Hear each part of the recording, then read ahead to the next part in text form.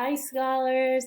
Happy Monday. It is a brand new week. It's a brand new quarter. You're on a fresh start. If you want to think of it as you all have A's, go for it.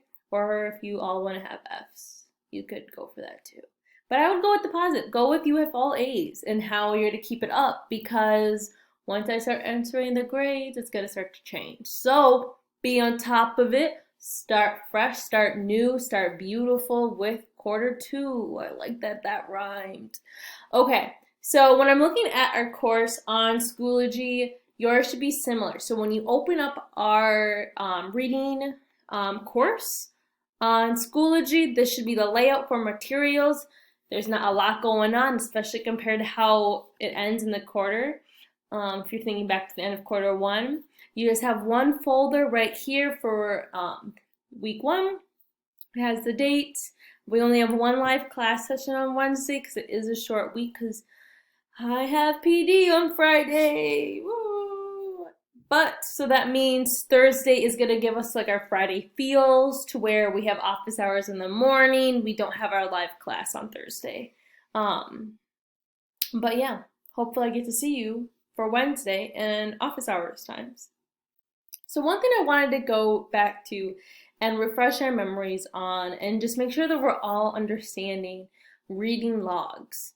And the reason why we have reading logs in Reader's Workshop is to talk about and to measure and think about how much we're reading and when that's happening. And so you're going to see this and I will show you where I got it. But this is what it looks like. And so you're going to see it goes Monday through Sunday. You're supposed to fill in the date. So if today is Monday while you're watching this, November 16th, you're just going to put November 16th right over here. And then you're going to write down what book you read. So if you're reading the online digital sources, that's cool. Write it down. You're supposed to write down the actual numbers of pages read and total number of pages. I will put an example of a filled out reading log that looks great for today, just so you can see it and hopefully better understand it and feel better about it. And then at the bottom, what I want you to do is to write down what happened and what you read. To receive the extra credit, you are supposed to read Monday through Sunday for 30 minutes. If you read more than that, Gucci, beautiful, write it down. Like I'm going to take points off because you read for more than 30 minutes? No. But 30 minutes is supposed to be the minimum. And if that's hard, set an alarm for 10 minutes and read for 10 minutes 3 times. Whatever helps you get to 30 minutes. But this is extra credit, so be truthful, don't lie, take it to Notability. How I got to it was right underneath our blue folder for this week. You'll see a purple folder. And when you open up that purple folder, the first document you're going to see is the reading log PDF. If you want to hold on it and take it to Notability, you can do it that way and make edits, or if you just want to make the reading log yourself in a notebook, that's acceptable as well.